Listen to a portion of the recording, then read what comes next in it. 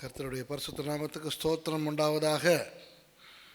இங்கேருந்து பார்த்தா யாராவது தூங்குனீங்கன்னா தெரியும், சரியா? யாராவது தூங்குனீங்கன்னா பயங்கர பொறாமை வரும் எனக்கு. ஏன்னா எனக்கும் தூக்கம் வருது. இன்றைக்கு நான் ஒரு முக்கியமான விஷயத்தை உங்களுக்கு சுருக்கமாக சொல்லிக் கொடுக்க போகிறேன். இந்த இரவு கூட்டத்தில் ரட்சிக்கப்பட்ட நாம் அநேகர் ஊழியம் செய்கிறோம். ரட்சிக்கப்பட்டவர்களாக இருக்கட்டும், ஊழியம் செய்கிறவர்களாக இருக்கட்டும், நாம் ஆண்டவருக்கு முன்பாக கணக்கு ஒப்புவிக்க வேண்டியவர்களாக இருக்கிறோம். என்றைக்காவது ஒரு நாள் ஆண்டவருடைய சிங்காசனத்துக்கு முன்பாக இருந்து கணக்கு ஒப்புவிக்கின்றதை குறித்து நான் பேசவில்லை. ஒரு நல்ல கணக்க பிள்ளை, ஒரு நல்ல கணக்க பிள்ளை இருந்தால் அந்த கணக்க பிள்ளை எப்பொழுதும் தன்னுடைய கணக்கை ஒழுங்காய் வைத்திருப்பான், சரியா? கேட்கும் பொழுது இதோ என்னுடைய கணக்கெல்லாம் இருக்கின்றது என்று காட்டக்கூடிய ஒரு உத்தமனாக இருப்பான். ஒழுங்காக தன்னுடைய கணக்கை எல்லாம் ஒழுங்காய் பார்க்காமல் செய்யாமல் இருக்கிறவன் கணக்கு கேட்கப்படும் பொழுது தடுமாறுவான். கிறிஸ்தவர்களுக்கு சொல்லிக் கொடுக்கப்பட்டு வருகின்ற ஒரு தத்துவம் என்னவென்றால், என்றோ ஒரு நாள் ஆண்டவருக்கு முன்பாக இருந்து கணக்கு கொடுக்க போகிறோம். என்றோ ஒரு நாள் அவருடைய சிங்காசனத்துக்கு முன்பாக நிற்கும் பொழுது அவர் எங்களிடத்தில் கேள்வி மேல் கேள்வி கேட்கப் போகிறார். அந்த நேரத்தில் என்ன பதில் சொல்வது என்று ஆயத்தமாக இருப்போம் என்று. நான் இதை நம்பவில்லை. வெள்ளை சிம்மாசனத்தை நியாய தீர்ப்பை நம்புகிறேன், எல்லாவித நியாய தீர்ப்புகளையும் நான் நம்புகிறேன். ஆனால் கணக்கு ஒப்புவிப்பதை கடைசியில் தான் செய்வோம் என்பதை நான் ஒரு நாளும் நம்பவில்லை. நான் என்ன நம்புகிறேன்? நான் வேதத்திலே காணுகிறது என்னவென்றால், ஆண்டவர் கணக்கு கேட்கிறது போல தெரியாவிட்டாலும் நாம் கணக்கு ஒப்புவிக்கிறவர்களாக இருக்கிறோமா என்பதனை ஆண்டவர் பார்த்து பார்த்து அதற்கேற்ற பிரதிபலனை நமக்கு கொடுத்து கொண்டிருக்கிறார்.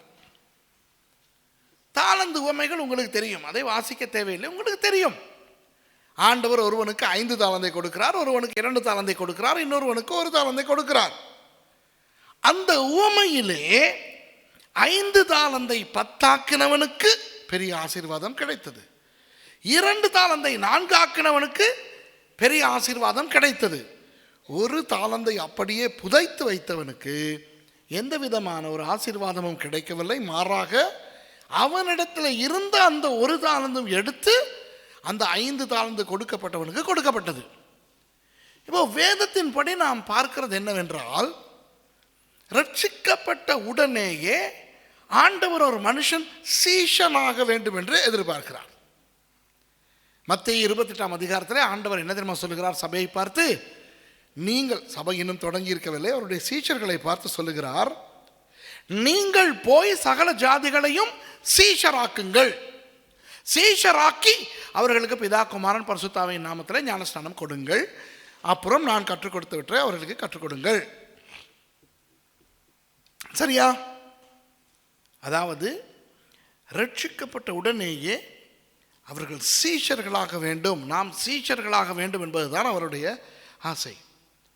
அந்த நாளிலே இருந்தே அவர் நம்முடைய கணக்கு வழக்குகளில் கணக்கு கேட்கிறவராய் இருக்கிறார்.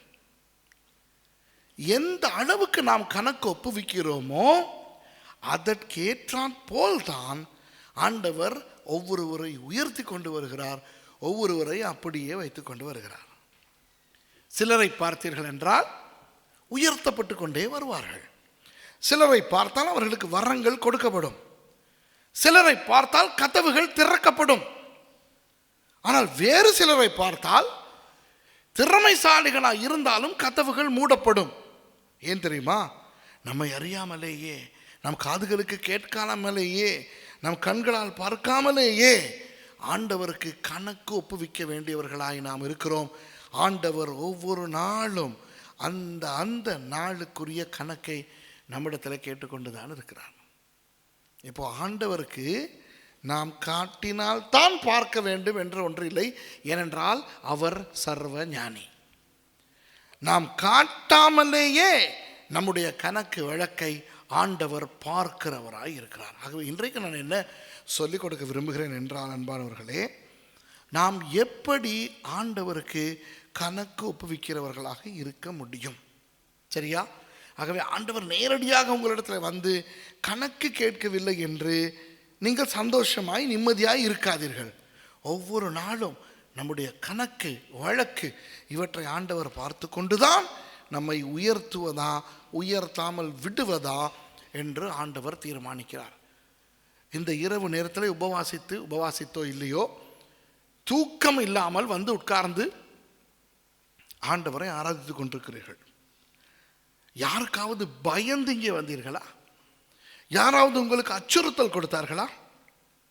ஏன் வந்தீர்கள்? ஆண்டவர் மேல் வைத்த அன்பினால் வந்திருக்கிறீர்கள். சரிதானே? ஆண்டவர் மேல் வைத்த அன்பை அவர் பார்க்கிறார். அப்போ ஆண்டவர் மேல் அன்பு வைத்திருக்கின்ற நீங்கள், ஆண்டவர் உங்களை உயர்த்த வேண்டும், இன்னும் பயன்படுத்த வேண்டும் என்ற விருப்பம் இல்லாமலா இருப்பீர்கள்? யாருக்கு தான் விருப்பமில்லை ஆண்டவர் என்னை இன்னும் அதிகமாக உயர்த்த வேண்டும் என்று? அந்த விருப்பம் நமக்குள்ளே இருக்கிறது. அந்த விருப்பம் நிறைவேற வேண்டும் என்றால் ஒவ்வொரு நாளும் ஆண்டவருக்குள்ளாக நமது கணக்கு வழக்கை ஒழுங்காய் வைத்திருக்க வேண்டும். காட்ட தேவையில்லை, காட்டாமலேயே ஆண்டவர் நம்முடைய கணக்கு வழக்கை பார்த்து அதற்கேற்றாற்போல் நமக்கு பலன் கொடுக்கிறவராய் இருக்கிறார்.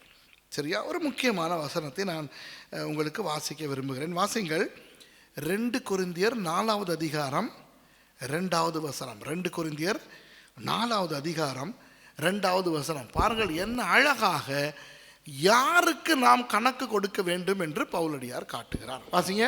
வெட்கமான அந்தரங்க காரியங்களை நாங்கள் வெறுத்து தந்திரமாய் நடவாமலும் தேவ வசனத்தை புரட்டாமலும் சத்தியத்தை வெளிப்படுத்துகிறதினாலே தேவனுக்கு முன்பாக எல்லா மனுஷருடைய மனச்சாட்சிக்கும் எங்களை உத்தமர் என்று விளங்க பண்ணுகிறோம். 2 Corinthiens chapitre 4 verset 2. Juste, je vais dire 2 Corinthiens chapitre 4 verset 2. வாசிக்க தேவையில்லையா? அவ்வளோதானா? சரி.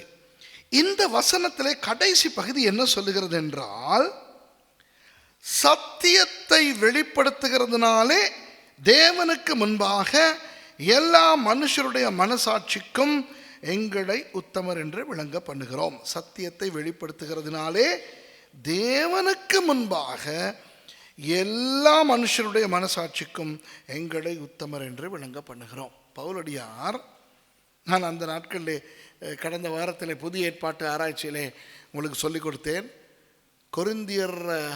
கொரிந்து பட்டணத்தில் இருப்பவர்களுக்கு 2 கடிதங்கள் எழுதுகிறார். அதில் முதலாவது கடிதம் அவர்களுடைய பலவீனங்கள் குறைகளை சுட்டி காட்டி எழுதுகிறார். அப்போ அவர்கள் அதற்கு திமிராய் பிரதியுத்தரம் வழங்குகிறார்கள். அவன் யார் எங்களிடம் கேட்பதற்கு என்ற மாதிரி. 2வது கொரிந்தியர் நிருபத்தை பவுலடியார் ஏன் எழுதுகிறார்? நாங்கள் அப்போஸ்தலர்கள், அதிகாரம் உள்ளவர்கள், எங்களுக்கு உங்களிடத்திலே கணக்கு கேட்கின்ற உரிமை இருக்கிறது என்று காட்டுவதற்கு. அவர் சொல்லுகிறார், சத்தியத்தை வெளிப்படுத்துகிறதுனாலே, அதாவது சத்தியத்தை சத்தியமாய் துணிந்து வெளிப்படுத்துகிறதுனாலே தேவனுக்கு முன்பாக எல்லா மனுஷருடைய மனசாட்சிக்கும் எங்களை உத்தமர் என்று விளங்கப்படுகிறோம். அன்பானவர்களே, ஒரு கிறிஸ்தவனுடைய அடிப்படை பரிசுத்தம் இதுதான். ஒரு கிறிஸ்தவனுடைய அடிப்படை நோக்கம் இதுதான். ஒரு கிறிஸ்தவன் அடிப்படையாக இப்படி இருக்க வேண்டும். எப்படி இருக்க வேண்டும்? சத்தியத்தை வெளிப்படுத்துகிறவனாக இருக்க வேண்டும். சத்தியத்தை வெளிப்படுத்தாதவன் மாய்மாலக்காரன், உள்ளொன்று வைத்து புறமொன்று பேசுகிறவன். வெளியாலே சில பேர் சிரிக்கிறார்கள், மனதிலே எரிச்சலை வைத்துக்கொண்டு. சத்தியம் வெளிப்படவில்லை. சரியா? கிறிஸ்தவர்கள் மாய்மாலம் இல்லாமல் வாழும்போது அவர்கள் சத்தியத்தை வெளிப்படுத்துகிறவர்களாக இருக்கிறார்கள். அப்படி சத்தியத்தை வெளிப்படுத்துகிறதுனாலே தேவனுக்கு முன்பாக, என்றால் தேவன் உள்ளந்திரியங்களை ஆராய்கிறவர். யாரையும் ஏமாற்றலாம், தேவனை ஏமாற்ற முடியாது. தேவனுக்கு முன்பாக எல்லா மனுஷருடைய மனசாட்சிக்கும் எங்களை உத்தமர் என்று விளங்கப்படுகிறோம். அன்பானவர்களே, எல்லா மனுஷருடைய மனசாட்சிக்கும் என்று சொல்லும் பொழுது பவுல் என்ன தெரியுமா சொல்லுகிறார்? எங்களை திட்டுகிறவன், எங்களை சாடுகிறவன், எங்களை கேவலமாய் பேசுகிறவன் வாயாலே அப்படி செய்தாலும் அவனுடைய மனசாட்சிக்கு தெரியும் நாங்கள் ஆண்டவருக்கு முன்பாக ஒழுங்காய் நிற்கிறவர்கள் என்று. உண்டா இல்லையா? இன்றைக்கு உங்களை யாராவது கேவலமாய் பேசுகிறார்கள் என்றால் பொய்யாய் அவர்கள் கேவலமாய் பேசுகிறார்கள் என்றால் இந்த வசனத்தின் மூலம் ஆண்டவர் என்ன தெரியுமா காண்பிக்க விரும்புகிறார்? அவர்களுக்கு தெரியும் உண்மையாய் நீங்கள் யார் என்று, ஆனால் பொய்யாய் அவர்கள் சாட்டுப்போக்கு சொல்லுகிறார்கள். சரி, அது அல்ல இந்த பிரசங்கம். இந்த பிரசங்கம் முதல் அந்த 3 காரியங்கள் இருக்கின்றன. வெட்கமான அந்தரங்க காரியங்களை நாங்கள் வெறுத்து. முதலாவது என்ன? வெட்கமான அந்தரங்க காரியங்களை வெறுத்து, தந்திரமாய் நடவாமல், தேவ வசனத்தை புரட்டாமல். பாருங்கள், இந்த இடத்துல பவுலடியார் அழகாக காட்டுகிறார், நான் எனக்கு கணக்கு ஒப்புவிக்கிறவனாக இருக்கிறேன். சரியா? வெட்கமான அந்தரங்கமான காரியங்களை நான் விடுகிறேன். 2வது, நான் மற்றவர்களுக்கு முன்பாக கணக்கு ஒப்புவிக்கிறவனாக இருக்கிறேன், தந்திரமாய் நடவாமல். 3வது, நான் தேவனுக்கு முன்பாக கணக்கு கொடுக்கக்கூடியவனாக இருக்கிறேன், வேத வசனத்தை அல்லது தேவ வார்த்தையை புரட்டாமல். இந்த 3 காரியங்களும் நம்முடைய வாழ்க்கையிலே முக்கியம். ஒரு கிறிஸ்தவனுக்கு, ஒரு கிறிஸ்தவன் முதலாவது உயிரடைந்தவன். உண்டா இல்லையா? கிறிஸ்தவன் என்பவன் உயிரடைந்தவன். வேதம் என்ன சொல்கிறது? அக்கிரமங்களிலும் பாவங்களிலும் மரித்தவர்களாக இருந்த உங்களை உயிர்ப்பித்தார். ஆகவே இப்போ கிறிஸ்தவர்கள் உயிர் அடைந்து இருக்கிறோம். ஆகவே நமக்கு உண்மையாக சொல்லுகிறேன், எது வெட்கமான செயல், எது வெட்கம் கெட்ட செயல் என்று தெரியும். சும்மா தான் சொல்லுகிறோம், என்ன தெரியாமல் செய்து விட்டேன் என்று தெரியும். அன்பானவர்களே, நீங்கள் யோசித்து பாருங்கள். தயவுசெய்து கண்களை மூடி யோசிக்க வேண்டாம், அப்படியே உறங்கி விடுவீர்கள். கண்களை மூடாமல் யோசித்து பாருங்கள்.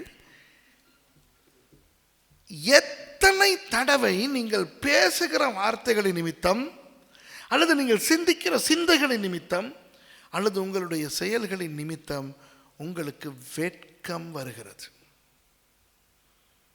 சில நேரம் சில வார்த்தைகளை சொல்லிவிட்டு நமக்கே வெட்கமாக இருக்கும், வெளியே காட்டிக்கொள்ள மாட்டோம், நமக்கே அவமானமாக இருக்கும். ஏன் அப்படி ஒரு காரியத்தை சொன்னேன் என்று. அந்த அனுபவம் உங்களுக்கு இருக்கிறதா? சொல்லிவிட்டு சில நேரம் சில சிந்தைகளை சிந்தித்து விட்டு அப்புறம் நமக்கு அவமானமாக இருக்கும், நான் எப்படிப்பட்ட நிலையில் இருந்து கொண்டு என்ன காரியத்தை சிந்தித்தேன் என்று. சரியா? இந்த மாதிரியான வெட்கமான சிந்தனைகள் நமக்கு வந்தது உண்டு. நடத்தை, சில நேரம் கோபம் முகத்தை திருப்பி கொண்டு போகும் பொழுது அப்புறம் நாம் செய்த அந்த காரியத்தை குறித்து நமக்கே ஒரு வெட்கம் வந்தது உண்டா இல்லையா? எத்தனையோ வேலைகள்.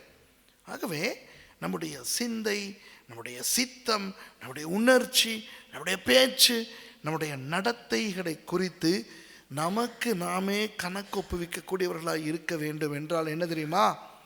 நாம் செய்கிற காரியங்களை குறித்து வெட்கம் வராதபடிக்கு அப்படிப்பட்ட காரியங்களை செய்யாமல் இருக்க பழக வேண்டும். புரியுதா? புரியுதா உங்களுக்கு? இப்போ நான் ஒரு கேள்வி கேட்கிறேன். கடந்த ஒரு வாரமாக பேச்சிலோ சிந்தையிலோ நடத்தையிலோ நீங்கள் செய்த எதையாவது குறித்து உங்களுக்கு எத்தனை தடவை வெட்கம் வந்தது என்று யோசித்து பாருங்கள். இப்போ வெளியே சொல்ல வேண்டாம். எவ்வளவு உங்களுக்கு ஞாபகம் இருக்கிறது என்றால் குறைந்தது ஒரு 5 அல்லது 6 தடவை நீங்களே வெட்கப்பட்டீர்கள் என்று ஆண்டவர் காட்டுகிறார். அந்த காரியங்களை நீங்கள் விட வேண்டும் என்று. புரியுதா உங்களுக்கு? இது மற்றவர்களுக்கு தெரியாது, புருஷனுக்கு தெரியாது, மனைவிக்கு தெரியாது, பிள்ளைகளுக்கு தெரியாது, ஊழியர்களுக்கு தெரியாது.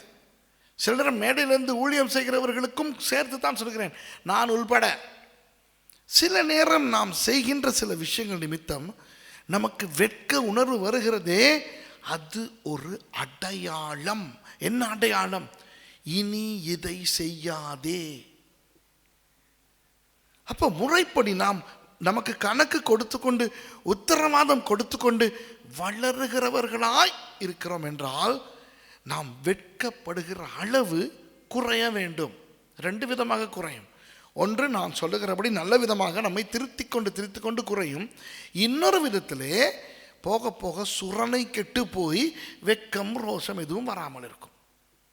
அப்படி கூடாது. அப்படி கூடாது. சில பேர் திருந்த மாட்டார்கள், ஆனால் அதை செய்கிறதே செய்து கொண்டு அந்த வெட்க உணர்வு, குற்ற உணர்வு போய்விடும் அவர்களுக்கு. சரியா? அப்படி அல்ல.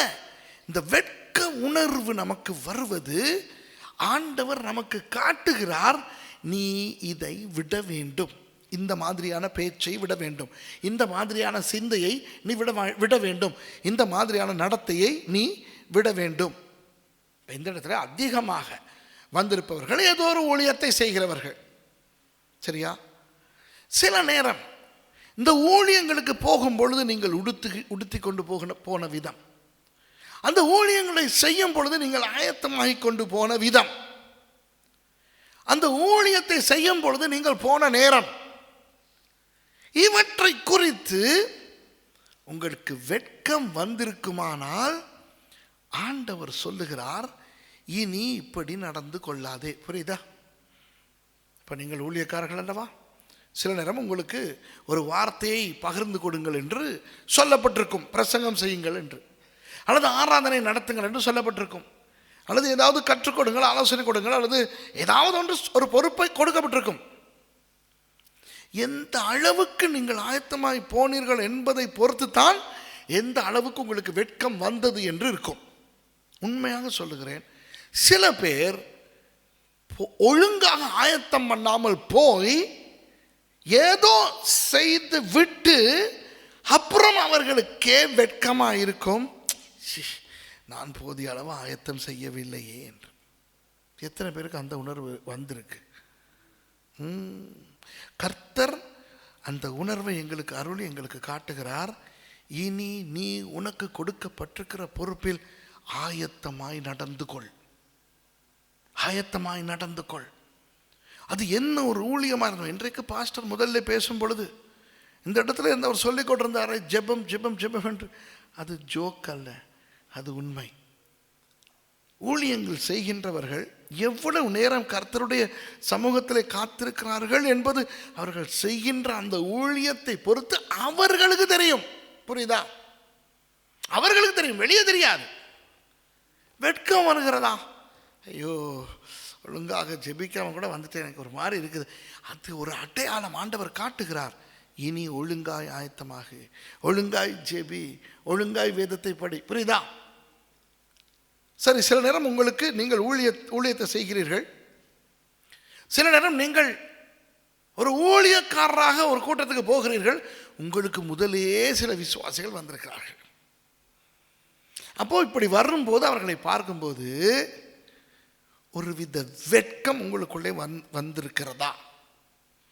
எத்தனை பேர் உண்மையை ஒத்துக்கிட்டு கையை தூக்குவீங்க? கையை தூக்கி காட்டுங்க பார்க்கலாம். என்ன தெரியுமா ஆண்டவர் சொல்லுகிறார்? ஊழியனே, விசுவாசி வர முன்பதாக நீ வா. இதுதான் அந்த வெட்கத்துக்கு அடையாளம். ஆண்டவர் என்னத்துக்காக அந்த வெட்கத்தை கொடுக்கிறார்? அது ஒரு நல்ல ஒரு காரியம். எங்களுக்கே நாங்கள் கணக்கொப்புவிப்பதற்காக அந்த உணர்வை கொடுக்கிறார். கணக்கொப்புவிக்கிறோம்.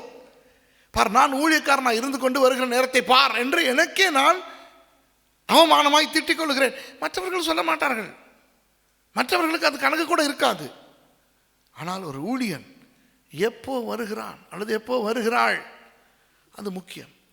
சில நேரம் ஒரு ஆராதனைக்கு வரும்போதோ அல்லது கூட்டத்துக்கு வரும்போதோ விசுவாசிகள் உட்கார்ந்து ஜெபித்துக் கொண்டிருப்பார்கள், நாங்கள் பேசிக்கொண்டே இருப்போம்.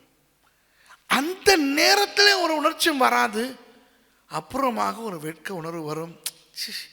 அந்த புது விசுவாசிகள் ஜெபித்துக் கொண்டிருக்கிறார்கள், நான் பார் அலட்டிக்கொண்டு அலப்பிக்கொண்டு அரட்டை அடத்தி கொண்டு திரிந்தேன் என்ற ஒரு வெட்கம் வருதல்லவா? ஆண்டவர் சொல்லிக் கொடுக்கிறார், இனி இந்த வெட்கமான அந்தரங்க காரியத்தை விடு. இதைத்தான் பவுலடியார் இந்த இடத்துல சொல்கிறார். முதலாவது வாசிங்க, நல்ல கவனிங்க எப்படி அவர் சொல்றாருன்னு. வெட்கமான அந்தரங்க காரியங்களை நாங்கள் வெறுத்து.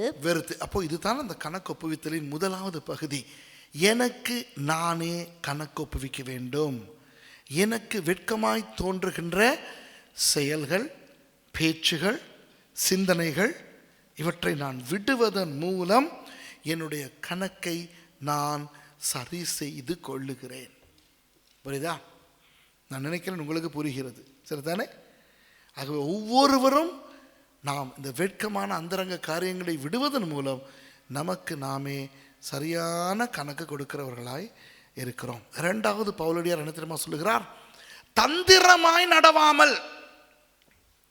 நான் எனக்கே தந்திரமாய் நடந்து கொள்ள முடியாது அல்லவா? ஆகவே இது மற்றவர்கள் சம்மந்தப்படுகிறது. மற்றவர்கள் சம்மந்தப்படுகிறது. முதலாவது யார் சம்மந்தப்பட்டது? நான், எனக்கு நானே.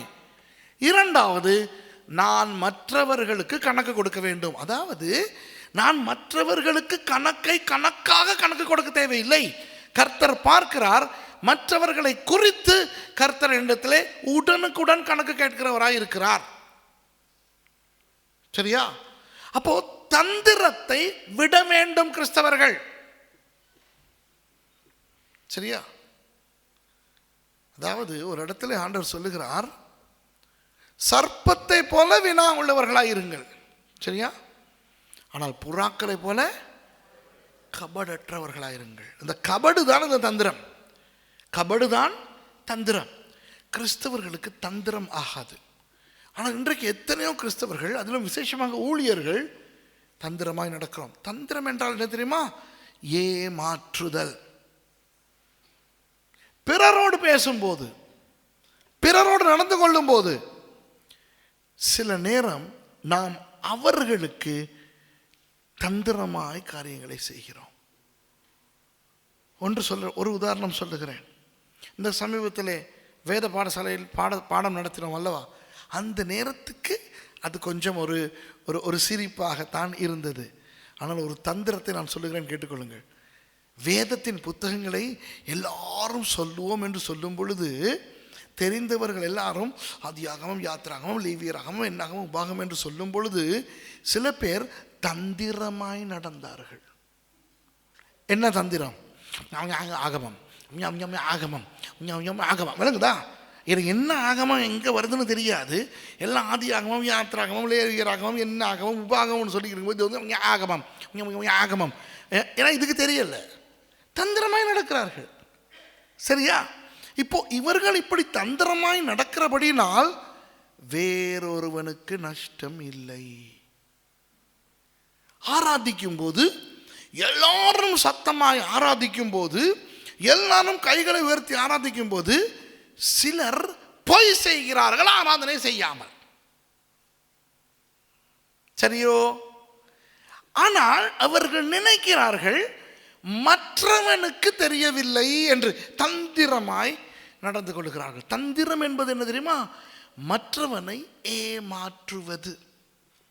கிறிஸ்தவத்திலே மற்றவனை ஏமாற்றி அந்த மற்றவனை நஷ்டப்படுத்த ஒருவனாலும் முடியாது. கிறிஸ்தவத்திலே மற்றவனை ஏமாற்றினால் ஏமாற்றுகிறவன் தான் நஷ்டமடைவான்.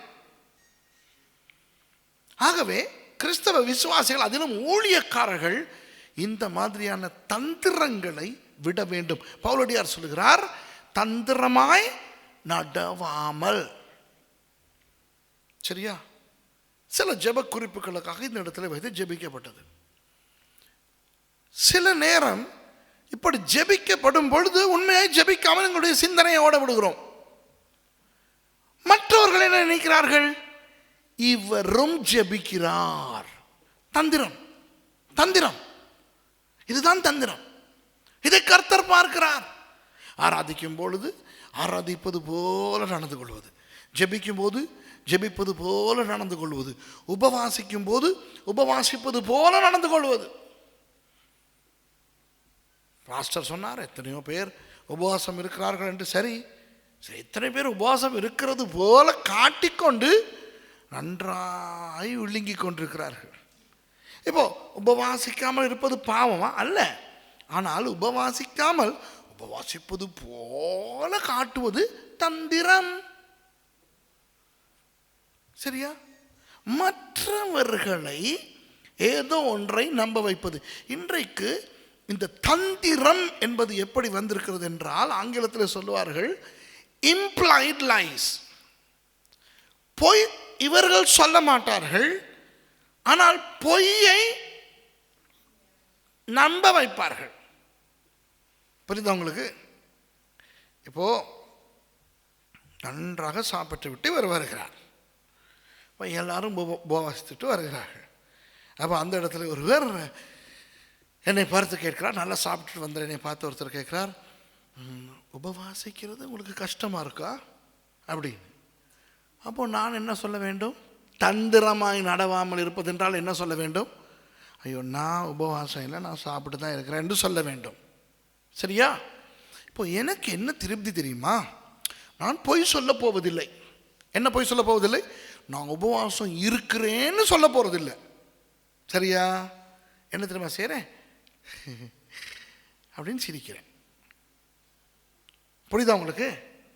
உபவாசிக்கிறது உங்களுக்கு கஷ்டமாக இருக்கு இல்லையா அப்படின்னு யாராவது கேட்கும்போது அப்போ அவங்க நினைக்கிறாங்க அந்த ஆம்ங்கிறதுக்கு தான் சிரிக்கிறாருன்ட்டு. இம்ப்ளாய்ட் லை. நான் பொய்யை சொல்லவில்லை, ஆனால் அவரை அப்போ முடிவிலே அவர் நினைக்கிறார் நான் உபவாசம் இருந்தேன் என்று. ஆனால் நான் உபவாசம் இருந்தேன் என்று பொய் சொல்லவில்லையே, அதில் எனக்கு ஒரு திருப்தி. ஆனால் இது தான் தந்திரம்.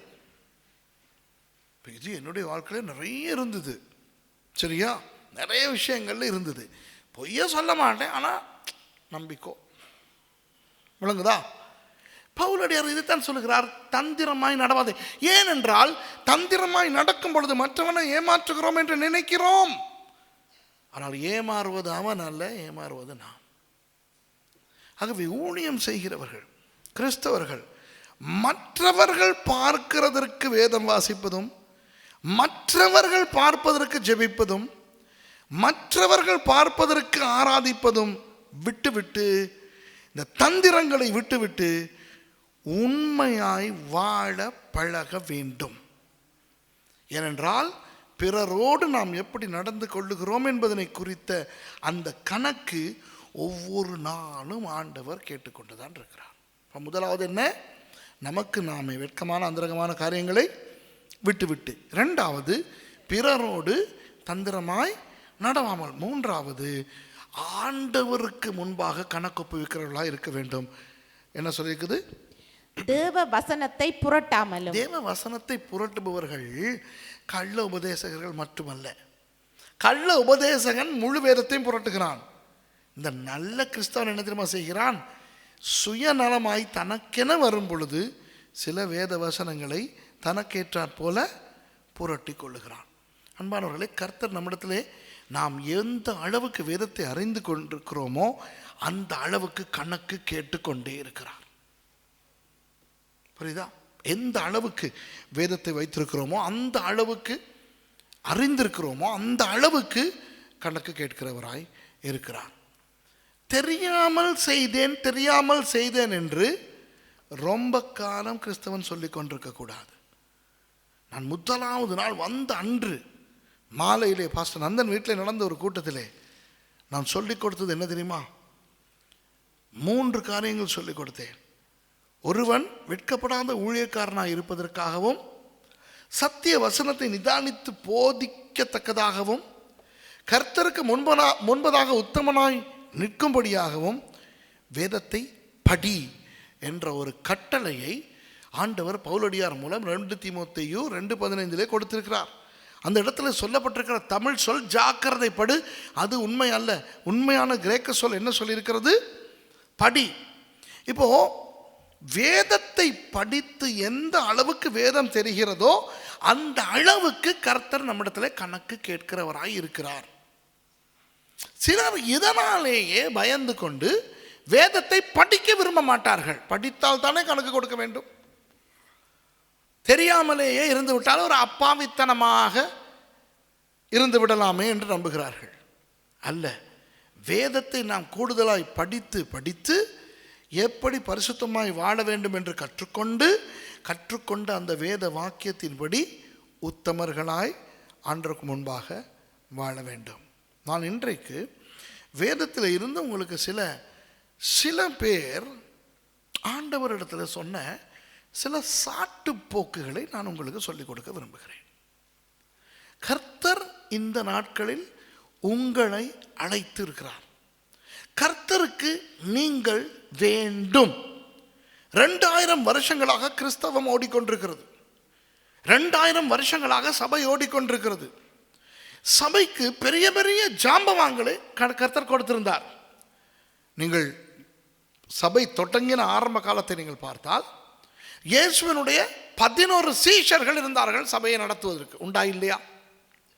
அது போக பவுல் என்ற ஒரு பெரிய ஒரு ஜாம்பவானை கர்த்தர் தெரிவு செய்தார் சபையை நடத்துவதற்கு.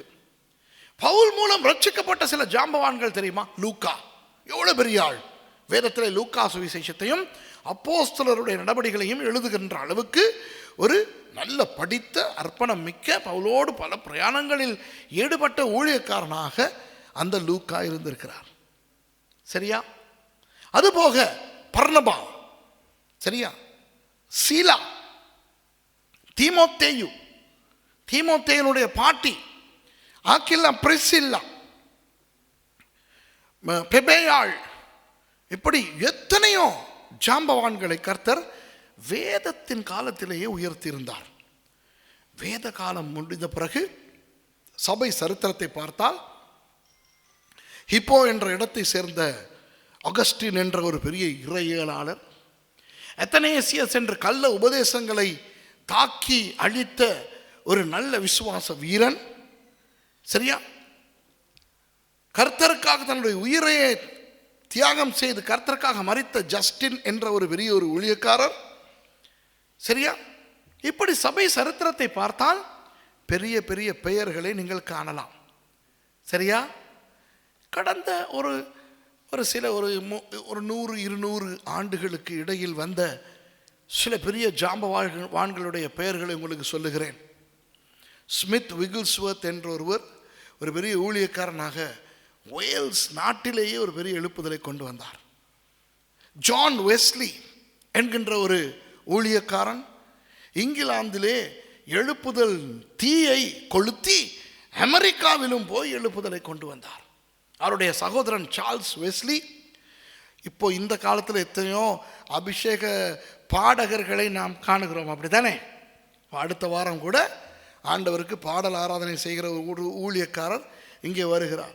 கடந்த வருஷத்திலும் அப்படிப்பட்ட பாடல் ஆராதனை செய்கிற ஊழியக்காரர்கள் வந்தார்கள். சரியா? நமக்கு தெரியும் ஃபாதர் பெர்க்மன் தமிழர்கள் மத்தியிலே எத்தனை நூற்றுக்கணக்கான அருமையான பாடல்களை எழுதி தமிழ் கிறிஸ்தவர்களுக்கு ஆராதனைக்கு ஆசீர்வாதமாய் இருந்து வருகிறவர். உண்டா இல்லையா? என்னை பொறுத்தவரை 99% தமிழ் சபைகள் ஒவ்வொரு ஆராதனையிலும் குறைந்தபட்சம் ஒரு ஃபாதர் பெர்க்மன்ஸ் பாட்டாவது பாடுகிறார்கள். சரியா? இன்னும் நமக்கு தெரியும் பாஸ்டர் பால் தங்கையா மூலமாக எத்தனையோ பாடல்கள் தமிழ் கிறிஸ்தவ உலகத்துக்கு கிடைத்திருக்கின்றன. பாஸ்டர் அல்வின் தாமஸ் மூலமாக இப்போது பாஸ்டர் பிரதர் ராபர்ட் ராய், இப்போ நெக்ஸ்ட் வீக் வரவர் யார்? ஜான் ஜெபராஜ். இப்படி எத்தனையோ பேரை ஆண்டவர் எழுப்பி கொண்டு வருகிறார். உங்களுக்கு தெரியுமா ஜான் வெஸ்லி என்றவர், சரியா, இந்த ஒலி பெருக்கி ஒலி வாங்கி அது இதெல்லாம் எலக்ட்ரிக் மின்சார இசை கருவிகள் எதுவும் இல்லாத காலத்திலே இந்த ஜான் வெஸ்லி என்கின்ற ஒரு ஜாம்பவானை இங்கிலாந்தில் ஆண்டவர் எழுப்பி பல தேசங்களுக்கு கொண்டு போய் அவரை ஒரு சுவிசேஷகனாக பயன்படுத்தும் பொழுது அவரோடு சென்று அக்கார்டியன் வாசித்து பாடல் பாடுவதற்கு இந்த நான் குறிப்பிட்ட பெயர்கள் சொன்னேனே அதுபோல ஒரு மனிதனை ஆண்டவர் உயர்த்தியிருந்தார். அவருடைய பேர் தான் Charles Wesley. John Wesley, Charles Wesley. இவர்கள் 2 பேர், இவர்களோடு சேர்ந்தார் ஜார்ஜ் ஒயிட்ஃபீல்டு என்ற ஒருவர், பெரிய ஜாம்பவான்கள். அப்புறம் அமெரிக்காவிலே ஒரு பெரிய ஜாம்பவானை ஆண்டவர் உயர்த்தினார், D.L. மூடி என்று சொல்லி, டுவைட் மூடி. அவரோடு கூட பாட்டுக்கு சாங்கி என்று ஒருவர் சம்மந்தப்பட்டு ஊழியம் செய்தார். பில்லி கிரஹாம் எவ்வளவு பெரிய ஊழியக்காரர். சரி, நான் என்ன உங்களுக்கு சொல்ல வருகிறேன் தெரியுமா? இயேசுவின் 11 சீஷர்கள் தொடங்கி இன்னும் உயிரோடு இருக்கிற பில்லி கிரஹாம் வரை ஆண்டவர் இந்த 2000 வருஷ காலமாக ஜனங்களுக்கு அபிஷேகம் கொடுத்து இப்படி ஊழியர்களை உருவாக்கி இருக்கிறார். இந்த நாட்களிலே அவருடைய ஜாம்பவான்கள் பட்டியலில் சேர்த்திருக்கின்ற சிலர் யார் தெரியுமா? நீங்கள். என்னங்கதா எல்லாம் தூக்கத்தில் இருக்கிறீங்களோ? என்ன தெரியுமா நடக்கிறது? கிறிஸ்தவர்களுக்கு புரிய மாட்டேங்கிறது தங்களுடைய பிரயோஜனம், தங்களுடைய பெருமதி. சரியா? 25 வருடங்களாக இந்த சீயோன் சுவிசேஷ சபை இருக்கிறதே, இந்த 25 வருடங்களில் எத்தனை அழிந்து போகிற ஆத்துமாக்கள் இந்த சபை மூலம் ரட்சிக்கப்பட்டிருக்கிறார்கள்? எத்தனை நாடுகளில் ஊழியங்கள் போயிருக்கின்றன? எத்தனை ஆசீர்வாதங்கள் தேவ ராஜ்யத்துக்கு கிடைத்திருக்கிறது? அதில் ஒரு பங்காக நீங்கள் இருக்கிறீர்கள் என்பது ஒரு சின்ன விடயமா? நான் 30 வருடங்கள் பாஸ்டராக இருந்திருக்கிறேன். இந்த நான் ஒன்றுக்கும் உதவாத ஒரு கிராமத்து ஒரு தருதலை கர்த்தரால் பயன்படுத்தப்பட்டு வருகிறேன் என்பது எவ்வளவு பெரிய விஷயம்.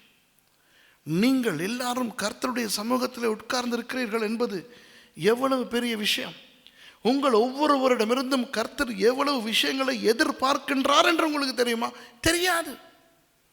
அதனால் தான் ஒவ்வொருவரும் சும்மா இருந்து கொண்டிருக்கிறோம். ஏதோ எங்களுக்கு கிடைக்கின்ற அந்த பொறுப்பை சும்மா ஏனோ தானோ என்று செய்துவிட்டு, கர்த்தர் சொல்கிறார், கர்த்தர் 11 சீஷர்களிடத்தில் என்ன எதிர்பார்த்தாரோ அதை உங்களிடத்தில் எதிர்பார்க்கிறார். பவுல் அப்போஸ்தலரிடம் என்ன எதிர்பார்த்தாரோ அதை உங்களிடம் எதிர்பார்க்கிறார். பில்லி கிராமிடம் என்ன எதிர்பார்த்தாரோ அதை உங்களிடம் எதிர்பார்க்கிறார். ஆகவே நீங்கள் உங்களுக்கு கொடுக்கப்பட்டிருக்கின்ற பொறுப்பை ஒழுங்காக செய்து ஆண்டவர் கணக்கு கேட்கும் போது சரியான கணக்குகளை நீங்கள் வைத்திருக்கின்றவர்களாய் வாழ்ந்தால் கர்த்தர் உங்களை உயர்த்தி உயர்த்தி உயர்த்தி அவருடைய நாமத்தை மகிமைப்படுத்துவார். எப்போ இயேசு வரப்போகிறார் என்று எங்களுக்கு தெரியாது. இன்றிரவு வரலாம், இன்னும் 100 வருஷங்களுக்கு பிறகு வரலாம். அப்படியானால் இன்னும் 100 வருஷங்களுக்கு பிறகுதான் அவர் வரப்போகிறார் என்றால் கிறிஸ்தவ சபை சரித்திரத்திலே தோன்றி மறைந்தவர்கள் பட்டியலிலே நானும் நீங்களும் இருப்போம். ஆனால் எங்களை கொண்டு ஆண்டவர் சாதித்தது தொடரும். புரியுதா? 25 வருஷம் சீயோன் சுவிசேஷ சபை நடந்து ஆண்டு விழா கண்டது, வெள்ளி விழா கண்டது என்பது ஒரு சாதனை தான். ஆனால் அதோடு அது நின்று விடாது, தொடர வேண்டும். நாம் இருந்தாலும் இல்லாவிட்டாலும் தொடர வேண்டும். அப்போ உங்கள் கிறிஸ்தவ வாழ்க்கையில் எந்த அளவுக்கு நீங்கள் ஆண்டவருக்கு முன்பாக கணக்கு ஒப்புவிக்கக்கூடியவர்களாக இருக்கிறீர்களோ அந்த அளவுக்கு கர்த்தர் உங்களை கொண்டு தனது ராஜ்யத்தில் பல காரியங்களை செய்ய விரும்புகிறார். அந்த அளவு நீங்கள் முக்கியமானவர்கள். ஆகவே வேதத்தை புரட்டாதவர்களாய் வாழ வேண்டும். வேதத்தை புரட்டாமல் இருப்பதென்றால் வேதத்தை சரியாக படிக்கின்றவர்களாய் இருக்க வேண்டும். வேதத்தை சரியாய் படித்து அதன்படி வாழ்ந்து அந்த கணக்கொப்புவிக்கக்கூடியவர்களாக இருக்க வேண்டும். ஆனால் இன்றைக்கு நம்மிலே சில பேர் சாட்டுகள் சொல்லிக்கொண்டு சும்மா ஒரு கிறிஸ்தவனாய் வாழ்ந்தால் மாத்திரம் போதும் என்று நினைத்து கொண்டிருக்கிறோம். என்ன மாதிரியான சாட்டுக்கள் சொல்லுகிறோம் என்று வேதத்தில் இருந்தே நான் உங்களுக்கு காட்டப் போகிறேன். சரியா? நான் உங்களுக்கு ஒரு 8 சாட்டுகளை உங்களுக்கு காட்டப் போகிறேன். மோசே என்ன சாட்டு சொன்னார் என்று வாசிப்போம். யாத்ராகமம் 4வது அதிகாரம் 10வது வசனம் வாசிங்க. யாத்ராகமம் 4:10. அப்பொழுது மோசே கர்த்தரை நோக்கி, ஆண்டவரே, இதற்கு முன்னாவது தேவரீர் உமது அடியானோடே பேசினதற்கு பின்னாவது நான் வாக்கு வல்லவன் அல்ல, நான் திக்குவாயும் மந்தனாவும் உள்ளவன் என்றான். இதை குறித்து அன்றைக்கு பாடத்தில் இந்த திக்குவாய் மந்தவாய் என்றால் என்ன என்று சொல்லிக் கொடுத்தேன். சரியா? அது இப்போ தேவையில்லை. இப்போ இவன் திக்குவாய் என்று சொல்லுகிறான். என்ன சொல்லுகிறான்? ஆண்டவரே, நீர் என்னை அழைக்கும் பொழுது நீர் யோசித்து தானா அழைத்தீர். நீர் போய் பார்வோன் ராஜாவோடு பேச சொல்லுகிறீர், அங்கிருக்கின்ற எபிரேயர்களோடு பேச சொல்லுகிறீர். ஆனால் எனக்கு தான் ஒழுங்காக பேச்சு வராதே. பார்த்தீர்களா இவனுடைய சாட்டை? இன்றைக்கு சில பேருக்கு ஊழியம் கொடுக்கப்படும் பொழுது சில பேர் இப்படித்தான் செய்கிறீர்கள். என்ன சாட்டு போக்கு தெரியுமா? ஐயோ, எனக்கு இந்த பொறுப்பை செய்வதற்கு எனக்கு முடியாதே. சரியா? ஆண்டவர் மோசைக்கு சொன்னது, நீ போய் எகிப்து ராஜாவுக்கு பேசு. பேசி என் ஜனங்களை எகிப்திலிருந்து கொண்டு வா. அப்ப இவன் என்ன தெரியுமா சொல்லுகிறான், ஆண்டவரே எனக்கு தான் ஒழுங்காக பேச வராதே திக்குமே. ஆண்டவருக்கு தெரியாதா இவனுக்கு திக்குகிறது என்று? தெரிந்தும் அவனை ஏன் ஆண்டவர் தெரிவு செய்கிறார்? தனது வல்லமை வெளிப்படுத்துகிறார். நமக்கு தெரியும் சம்பவம். 40 வருஷங்கள் இஸ்ரவேல் ஜனங்களை அவர் வெற்றிகரமாய் நடத்தினாரா இல்லையா? பார்வோனோடு சவால் விட்டு ஜனங்களை அந்த அடிமைத்தனத்திலிருந்து வெளியே எடுத்தாரா இல்லையா? 430 வருஷங்கள் எகிப்திலே வாழ்ந்த இஸ்ரவேல் ஜனங்களை வெளியே எடுத்தாரா இல்லையா? எடுத்தார், சாதித்தார், நிறைவேற்றினார். எப்படி? கர்த்தருடைய வல்லமையால். ஆகவே இந்த இடத்துல உட்கார்ந்து கொண்டிருக்கின்ற நீங்கள் யாராவது உங்களுக்கு கொடுக்கப்படுகின்ற ஊழிய பொறுப்புகளை குறித்து, எனக்கு இதை செய்ய தெரியாது, ஏன் பாஸ்டர் எனக்கு இந்த பொறுப்பை கொடுக்கிறார், ஏன் எனது தலைவர்கள் எனக்கு இந்த பொறுப்பை கொடுக்கிறார்கள், எனக்கு பேச தெரியாதே, எனக்கு இதை செய்ய தெரியாதே, எனக்கு இதை நடத்த தெரியாதே என்று நீங்கள் யோசித்தால் இந்த மோசையை ஞாபகப்படுத்திக் கொள்ளுங்கள். செய்ய முடியாதவனையும் செய்ய வைக்கிறவர் நமது ஆண்டவர். ஆகவே எனக்கு தெரியாதே, எனக்கு முடியாதே என்ற சாட்டுப்போக்கு இனி நீங்கள் சொல்லக்கூடாது. சரியா? சில நேரம் சில பொறுப்புகள் கொடுக்கப்படும் போது இந்த நேரத்துக்கு வருவது ஒரு பெரிய பிரச்சனையாக இருக்கிறது. சில பேர் சொல்லுவார்கள், ஐயோ எனக்கு தான் நேரத்துக்கு வருவதற்கு முடியாது, என் நிலைமை தெரியுமே. வேண்டாம், சாட்டுப்போக்கு சொல்ல வேண்டாம். கர்த்தர் உங்களை நம்பி ஊழியர்கள் மூலம் பொறுப்புகள் கொடுக்கும் பொழுது அந்த பொறுப்புகளை குறித்து கணக்கொப்புவிக்கக்கூடியவர்களாய் நீங்கள் இருக்க வேண்டும். 2வது, கிதியோன் என்ன சொல்லுகிறார் என்று பார்ப்போம். நியாயாதிபதிகள் 6வது அதிகாரம் 15வது வசனம். நியாயாதிபதிகள் 6:15. கிதியோன் என்ன சாட்டுப்போக்கு சொல்லுகிறான்? அதற்கு அவன், என் ஆண்டவரே, நான் இஸ்ரவேலை எதினாலே ரட்சிப்பேன்? இதோ மனாசேயில் என் குடும்பம் மிகவும் எளியது, என் தகப்பன் வீட்டில் நான் எல்லாரிலும் சிறியவன் என்றான்.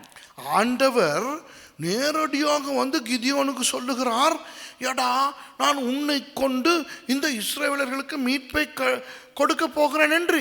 இவன் ஆண்டவருக்கு சொல்லி கொடுக்கிறான், இவன் எங்கிருந்து வந்திருக்கிறான் என்று. ஆண்டவரே உமக்கு என் கோத்திரம் தெரியாதா? நான் நேரடி கோத்திரம் அல்ல, அதுதான் சொல்லுகிறார்.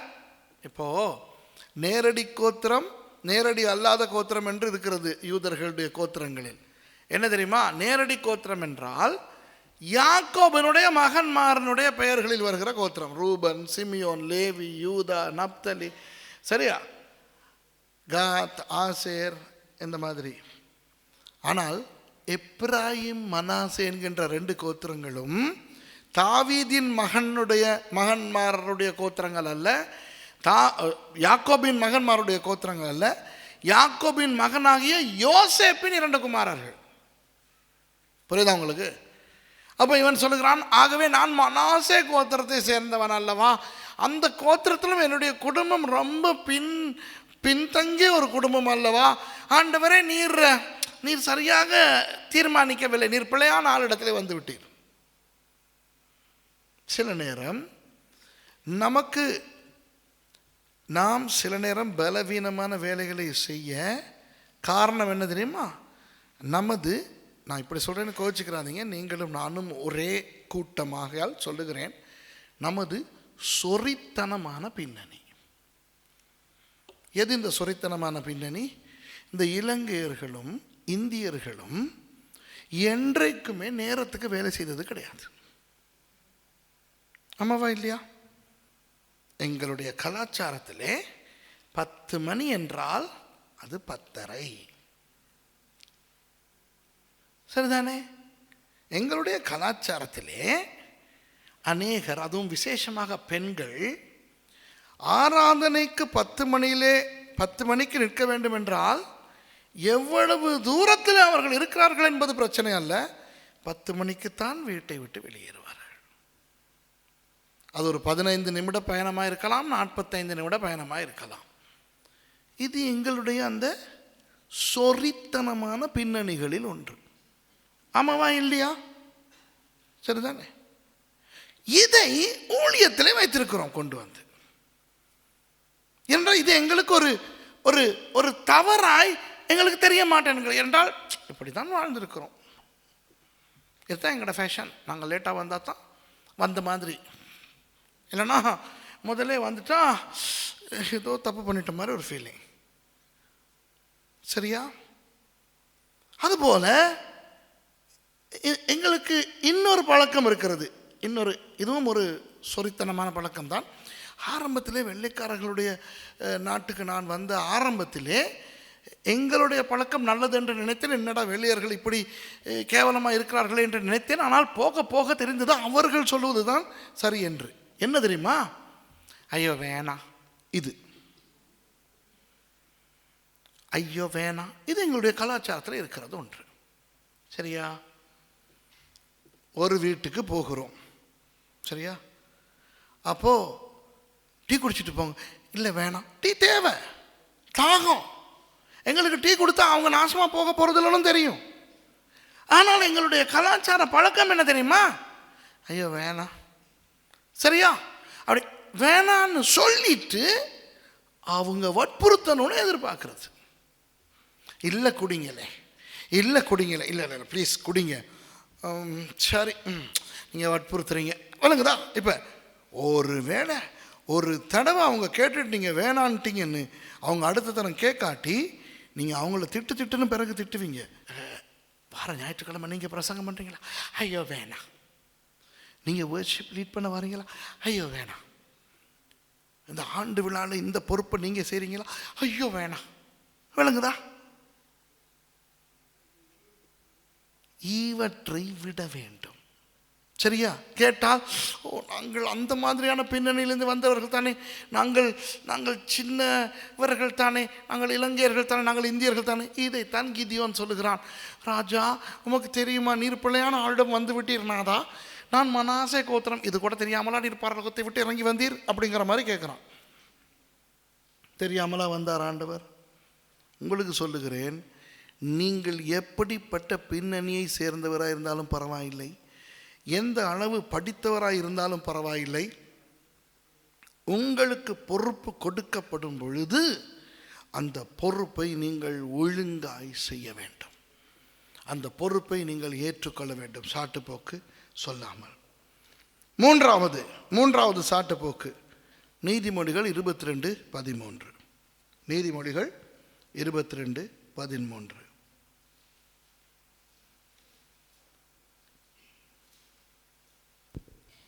வெளியிலே சிங்கம், வீதியிலே கொலை உண்பேன் என்று சோம்பேறி சொல்லுவான்.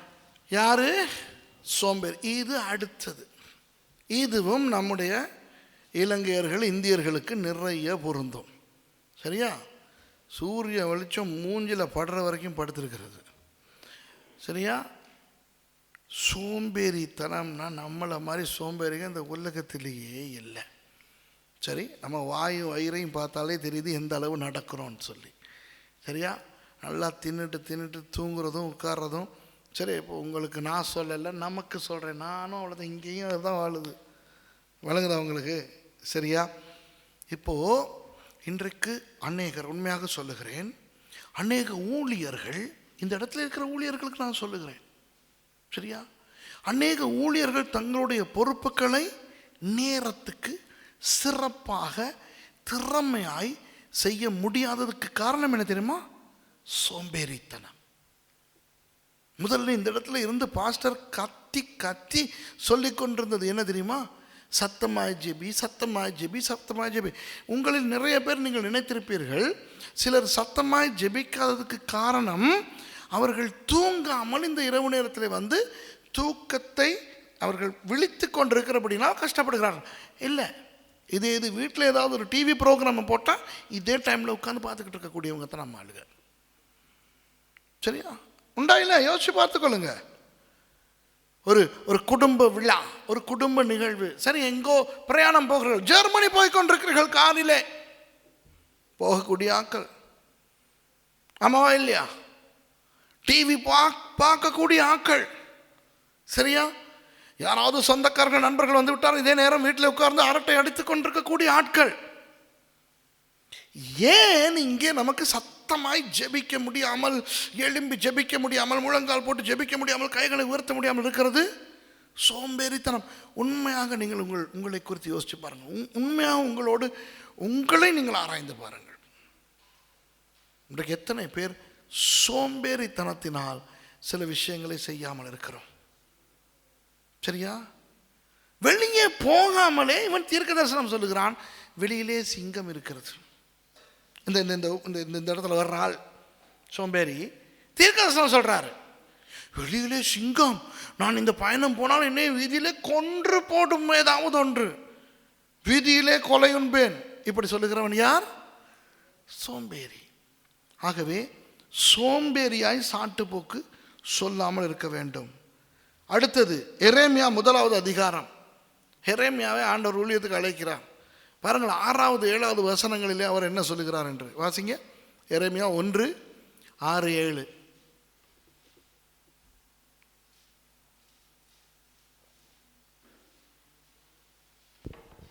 சீக்கிரமா வாசிங்க ப்ளீஸ். அப்பொழுது நான், கர்த்தராகிய ஆண்டவரே, இதோ நான் பேச அறியேன், சிறு பிள்ளையா இருக்கிறேன் என்றேன். ஆனாலும் கர்த்தர், நான் சிறுபிள்ளை என்று நீ சொல்லாதே, நான் உன்னை அனுப்புகிற எல்லாரிடத்திலும் நீ போய் நான் உனக்கு கட்டளையிடுகிறவளை எல்லாம் நீ பேசுவாயாக. சரி, எரேமியாவுக்கு ஆண்டவர் அழைப்பு கொடுத்தவுடன் எரேமியா சொல்லுகிற பதில் என்ன தெரியுமா? கர்த்தாவே, நான் சிறு பிள்ளையாக இருக்கிறேன். இன்றைக்கு இந்த இடத்துல இருக்கிற அநேகர் ஒழுங்காய் கணக்கு ஒப்புவிக்க முடியாதபடி, ஒழுங்காய் ஊழியங்கள் செய்யாதபடி பொறுப்புகள் கொடுக்கப்படும் பொழுது அதை செய்யாமல் விடுவதற்கான காரணம் என்ன தெரியுமா? ஐயோ, எனக்கு போதிய அளவு அனுபவம் இல்லை, போதிய அளவு நான் ரட்சிக்கப்பட்டு அத்தனை வருஷங்கள் இல்லை. விளங்குதா உங்களுக்கு? அனுபவசாலிகளை மாத்திரம்தான் ஆண்டவர் பயன்படுத்த வேண்டும் என்றால் ஊழியர்கள் எல்லாருமே கிழடுகளாய்த்தான் இருக்க வேண்டும். ஒரு மனுஷன் 50 வயதில் தான் பாஸ்டர் ஆக வேண்டும். 20வது ஆண்டு விழா காண முன்பு அவன் செத்து போயிருக்க வேண்டும். சரியா? உங்கள் பாஸ்டர் 25வது ஆண்டு விழாவை கொண்டாட போகின்ற இந்த வயதிலே, இந்த வருஷத்திலே இப்போதான் அவருக்கு 60 வயது ஆகிறது. ஆனால் அதுவே டூ லேட் என்னை பொறுத்தவரை. சரியா? 60லே 25 போனால் எவ்வளவு? 35. அவர் 35 வயதிலே தான் ஊழியத்துக்கு வந்திருக்கிறார். இந்த இங்கிலீஷில் சொல்லுவாங்க, பெட்டர் லேட் தேன் நெவர். வராமல் இருப்பதை விட பிந்தி வந்தாலாவது பரவாயில்லை. ஆனால் நான் இந்த சின்ன வயதிலே 30 வருட ஊழியத்தை முடித்ததுக்கு காரணம் என்ன? 18 வயதிலே ஊழியத்துக்கு வந்தேன்.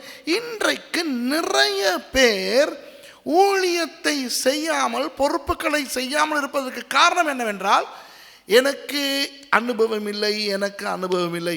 விசேஷமாக நிறைய வாலிபர்கள் ஊழியம் செய்யாததுக்கு காரணம் என்னவென்றால், நான் சின்னவன். பவுலடியார் வேறொரு விதத்திலே ஒரு வாலிப போதகராகிய தீமோத்தேயுக்கு அறிவுரை சொல்லும் பொழுது சொல்லுகிறார், உன் இளம் வயதை குறித்து யாரும் அசட்டை பண்ணாதபடிக்கு நீ ஜாக்கிரதையாயிரு. சரியா? ஆகவே எரேமியா சொன்னது போல, எனக்கு அனுபவம் இல்லை, சரியா, எனக்கு வயது போதாது, இப்படி நாம் சாட்டுகள் சொல்லாமல் கொடுக்கின்ற பொறுப்பை எடுப்போம். ஏனென்றால் கர்த்தர் பொறுப்பு கொடுத்தால் கர்த்தர் கிருபையையும் நமக்கு சேர்த்து கொடுக்கிறார். சீக்கிரம் முடிக்கிறேன். மத்தேயு 25வது அதிகாரத்தில் அந்த தாலந்து உவமை நான் உங்களுக்கு சொன்னேன். அதிலே என்ன காரணத்துக்கு நிமித்தம் அந்த ஒரு தாலந்து கிடைத்தவன் அதை பயன்படுத்தாமல் இருந்தான் என்று 24வது வசனத்திலிருந்து வாசிக்கிறோம். வாசிங்க. வாங்கினவன் வந்து, ஆண்டவனே, நீர் விதைக்காத இடத்தில் அறுக்கிறவரும் தெளிக்காத இடத்தில் சேர்க்கிறவருமான கடினமுள்ள மனுஷன் என்று அறிவேன். ஆகையால் நான் பயந்து போய் உமது தாலந்தை நிலத்தில் புதைத்து வைத்தேன். இவனுடைய சாட்டு போக்கு என்ன தெரியுமா? ஆண்டவர் கடினம் உள்ளவர். ஆண்டவர் கடினம் உள்ளவர் என்றபடினால் ஊழியத்தில் எனக்கு ஊழியனாய் இருக்கும் என்னுடைய மேய்ப்பன் கடினமாய் நடத்துகிறார். வழங்குதா உங்களுக்கு? இது ஒரு பெரிய பிரச்சனை. ஒரு ஊழியக்காரன் கடினமான சட்ட திட்டங்களை போட்டு ஒழுக்கத்தை ஒழுங்காக எதிர்பார்த்து கொண்டுதான் நிறைய பேருக்கு பிடிக்கிறதில்லை. அப்படித்தான் இவன் இருந்தான். இவன் இந்த உவமையிலே வருகிற அந்த எஜமான் வேறு யாரும் அல்ல, இயேசு. சரிதானே? தனது எஜமான் கடினமுள்ள மனுஷன் என்றபடினால் கொடுத்த பொறுப்பை அப்படியே திருப்பி கொடுக்கிறான், கொஞ்சம் கூட அதில் அவன் எந்த ஒரு சாதனையையும் செய்யாமல். ஆகவே இன்றைக்கு நான் உங்களுக்கு சொல்லுகிறேன், கர்த்தர் உங்களுக்கு மேலாக நியமித்திருக்கும் ஊழியர்கள், உங்களுக்கு மேலாக ஆண்டவர் நியமித்திருக்கும் மூப்பர்கள், உங்களுக்கு மேலாக ஆண்டவர் நியமித்திருக்கும் தலைவர்கள் கடினம் உள்ளவர்கள் என்று நீங்கள் நினைக்க வேண்டாம். ஒழுக்கத்தை நிலைநாட்டுவதற்கு ஒழுங்காய் அவர்களை இந்த மாதிரி நடத்தத்தான் வேண்டும்.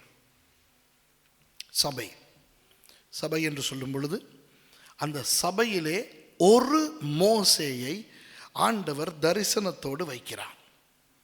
இந்த சபையிலே ஒரு மோசே இந்த பாஸ்டர் ஆபேல். ஓகேயா? இந்த சபையை பற்றி பேசும்போது இந்த சபையை பற்றி பேசுவோம். அப்போ பாஸ்டர் ஆபேல் என்ற அந்த மனுஷனுக்குத்தான் சீயோன் சுவிசேஷ சபையினுடைய தரிசனத்தை கர்த்தர் கொடுத்திருக்கிறார்.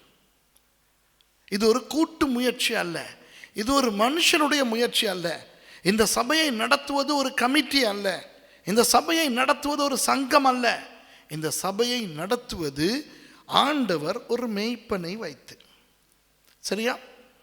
அந்த மேய்ப்பனுக்கு கீழே அந்த மேய்ப்பனால் நியமிக்கப்பட்ட பாஸ்டர்மார், மேய்ப்பர்கள் உண்டு. சரியா? அப்போ நமக்கு தெரியும் அந்த மேய்ப்பர்மார் வேறு யாரும் அல்ல, பாஸ்டர் நந்தன், பாஸ்டர் ஞானம், பாஸ்டர் ஷோமரி, பாஸ்டர் ரஞ்சன். இவர்களுடைய அந்த தலைமைத்துவம் இந்த சபையில் இருக்கிறது.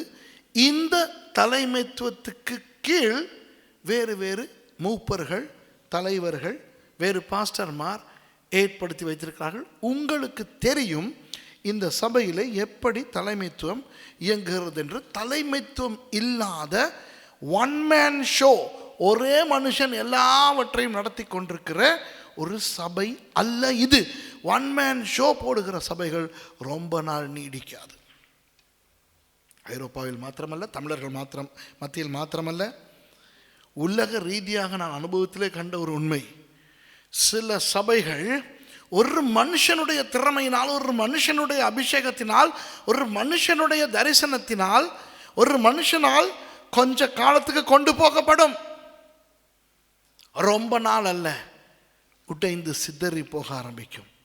ஆண்டவருக்கு ஸ்தோத்திரம். இந்த கொரிந்தியர் புத்தகத்திலேயும் எபேசியர் புத்தகத்திலேயும் தீமோத்தேயு புத்தகத்திலேயும் ஆண்டவர் சொல்லியிருக்கிறபடி ஒரு முறையான தலைமைத்துவம் இருக்கின்ற ஒரு சபையாக இந்த சபை இருக்கிறது.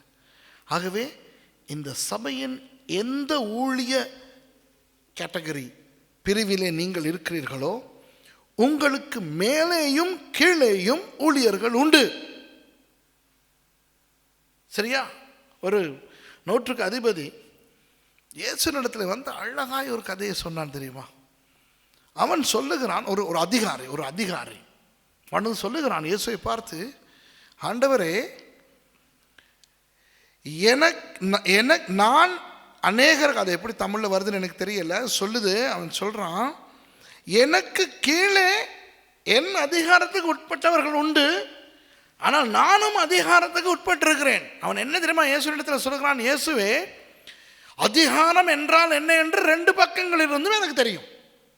அதிகாரத்துக்கு கீழேயும் இருக்கிறேன், எனக்கு கீழ், என் அதிகாரத்துக்கு கீழும் ஜனங்கள் உண்டு. ஆகவே உம்முடைய அதிகாரம் எப்படிப்பட்டது என்று எனக்கு தெரியும். நீர் இங்கிருந்து சொல்லும், அங்கே சுகம் கிடைக்கும். சரியா? அதுபோல இந்த சபையில் இருக்கின்ற நீங்கள், உங்கள் ஊழியத்தில் எந்த தரத்தில் நீங்கள் இருந்தாலும் உங்களுக்கு மேலான அதிகாரமும் உண்டு, உங்களுக்கு கீழ்ப்பட்ட அதிகாரங்களும் உண்டு. ஆகவே உங்களுக்கு மேலாய் இருக்கின்ற அதிகாரங்களை மதித்து அந்த அதிகாரங்களுக்கு கீழ்ப்படிய வேண்டும். அடுத்தது, உங்களுக்கு கீழ் இருக்கின்றவர்களை கனம் பண்ணி ஒழுங்காய் அவர்களை நடத்தவும் வேண்டும். சரியா?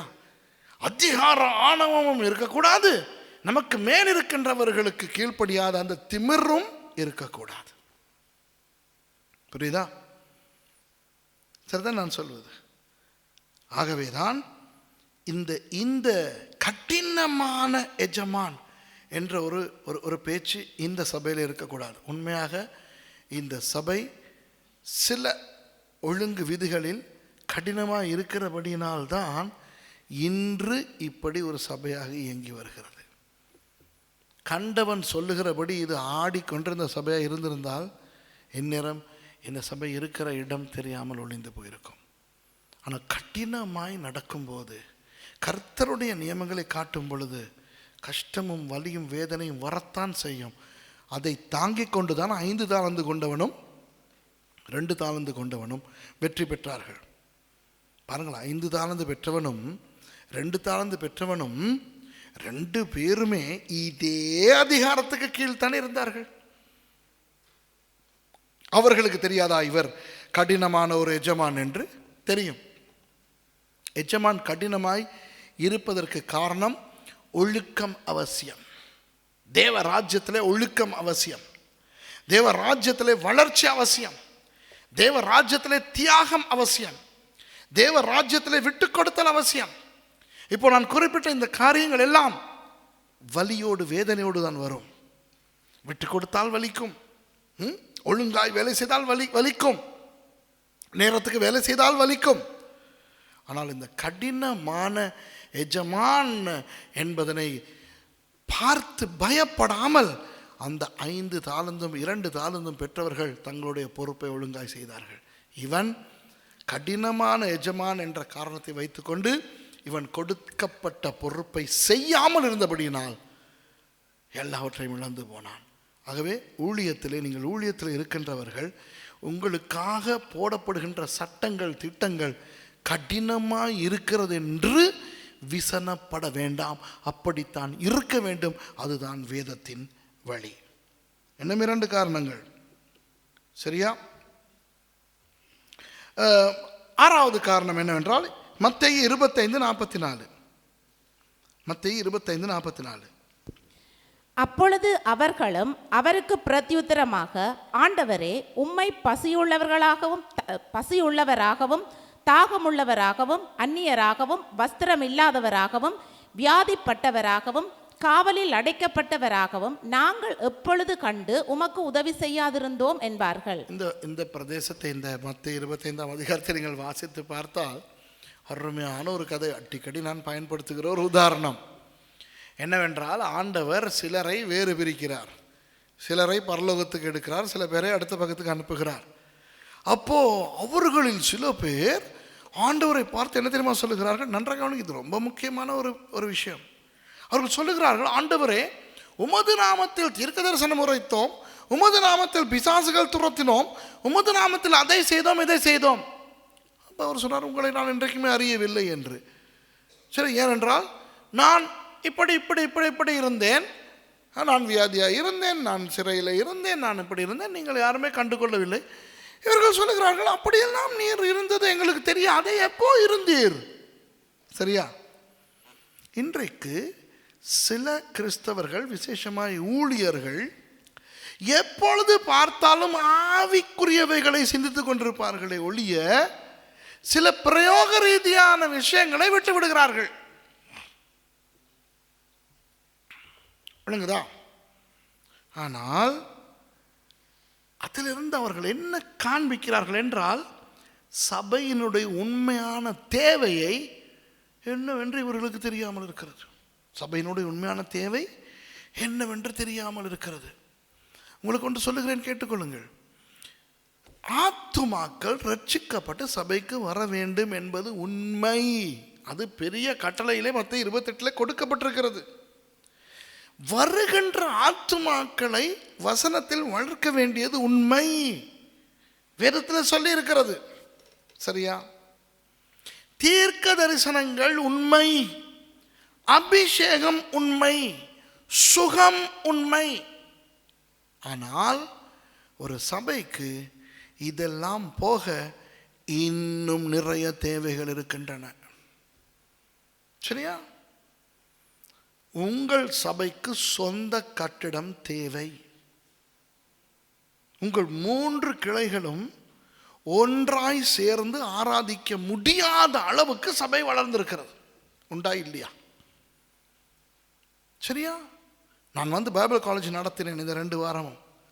எவ்வளவு கஷ்டப்பட்டோம். சில நாட்கள் இடமில்லாமல் கஷ்டப்பட்டோம்.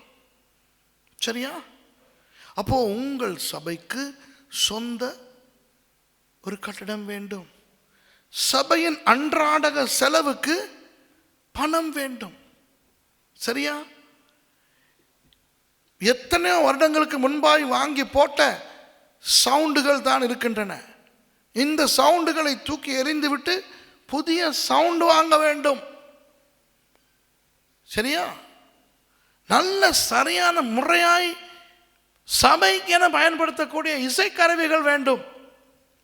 சரியா? இன்னும் எத்தனையோ இந்த சபைக்கு மாத்திரமல்ல, விரிஷட்டியன் சபைக்கு நோசலிக்கிறோம், சபைக்கு நோவே, சபைக்கு எத்தனையோ விஷயங்கள் வேண்டும். சரியா? பணம் மாத்திரமல்ல, ஊழியக்காரர்கள் ஒழுங்காய் உட்கார்ந்து ஜெபித்து சபையை நடத்துவதற்கு ஒரு நல்ல ஆபீஸ் வேண்டும். சரியா?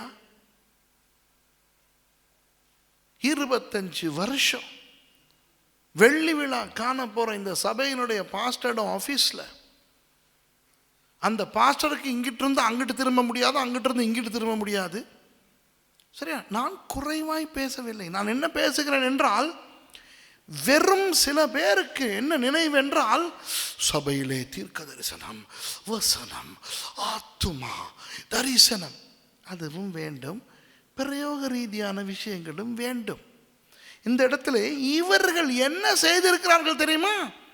உண்மையாக தீர்க்க தரிசனம் சொல்லியிருக்கிறார்கள், உண்மையாக பிசாசுகள் துரத்திருக்கிறார்கள், இந்த ஆவிக்குரிய வேலைகள் எல்லாம் செய்திருக்கிறார்கள். இயேசுவானவர் சொல்லுகிறார், சரியாடா, நான் இப்படி இருந்தேனே, என்னை நீங்கள் கவனிக்கவில்லையே. அப்போ இவர்கள் கேட்கிறார்கள், ஏஞ்சிரா எங்கே இருந்து நாங்கள் உண்மை அப்படி காணவே இல்லையே. உடனே அவர் என்ன தெரியுமா சொல்லுகிறார்? இந்த சிறியருக்கு நீங்கள் எதை செய்கிறீர்களோ அதை நீங்கள் எனக்கே செய்தீர்கள். புரியுதா? அது ஒரு சபை, ஒரு ஊழியம் என்று வரும் பொழுது பிரயோக ரீதியான எத்தனையோ விடயங்கள் இருக்கின்றன. அவற்றை செய்வது ஆண்டவராகிய இயேசுவுக்கு செய்வது போன்றது. விளங்குதா? ஆகவே சபையினுடைய தேவைகள் என்ன, ஊழியத்தின் அவசியங்கள் என்ன, ஊழியக்காரர்களுடைய பிரச்சனைகள் என்ன, ஊழியக்காரர்களுடைய அவசியங்கள் என்ன, இவற்றையும் நீங்கள் அனைவரும் தெரிந்து செயலாற்ற வேண்டும் என்பதுதான் இயேசுவானவர் 25ஆம் அதிகாரத்தில் மத்தேயு புத்தகத்தில் சொல்லுகிறார். புரியுதா உங்களுக்கு? நிறைய விசுவாசிகளும் ஊழியக்காரங்களும் சும்மா 3 அடியில் பறந்து வந்துட்டு பறந்தே போயிடுது, கால் படாது கீழே. சரியா? விளங்குதா உங்களுக்கு? எவ்வளவு தேவைகள் இன்றைக்கு இந்த சபைக்கு இருக்கின்றன. இவற்றையெல்லாம் நினைப்பது ரொம்ப முக்கியமாக இருக்கிறது. அப்போ அவங்களுடைய சாட்டு போக்கு என்ன தெரியுமா? எங்களுக்கு தெரியாது தானே. அதுதான் இவங்ககிட்ட சாட்டுப்போக்கு. இந்த இடத்துல வர்ற சாட்டுப்போக்கு என்ன? எங்களுக்கு தெரியாது தானே ஆண்டவரே, உமக்கு இப்படியெல்லாம் தேவைகள் இருந்த விஷயம் எங்களுக்கு தெரியாதே. சரி, எங்கள் பாஸ்டருக்கு ஒரு பெரிய ஆஃபீஸ் வேணுங்கிறது எங்களுக்கு தெரியாது. நான் நினச்சா நல்லா தான் இருக்கிறார் மேலேன்னு. பாஸ்டர் சுரேஷ் நல்லா தான் நம்ம பாஸ்டர் இருக்கிறாரு, இந்த பாஸ்டர் சுரேஷ் தான் அப்படி இல்லைன்னு நினைக்கிறாரா இருக்குன்ட்டு. விளங்குதா உங்களுக்கு?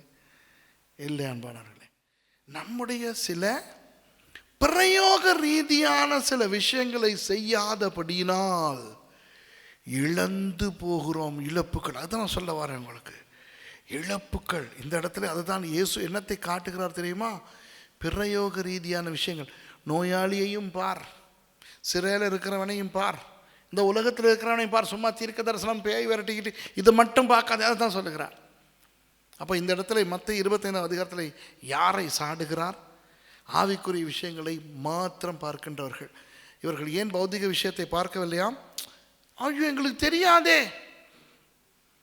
இந்த சபையிலே என்ன தேவை இருக்கிறது, என்ன பிரயோக ரீதியான பௌதிக ரீதியான விஷயங்கள் இருக்கின்றன, தெரிந்து கொள்ள பழக வேண்டும். கடைசி லூக்கா 14வது அதிகாரம் 18வது வசனத்திலிருந்து வாசிங்க. லூக்கா 14வது அதிகாரம் 18வது வசனத்திலிருந்து வாசிங்க.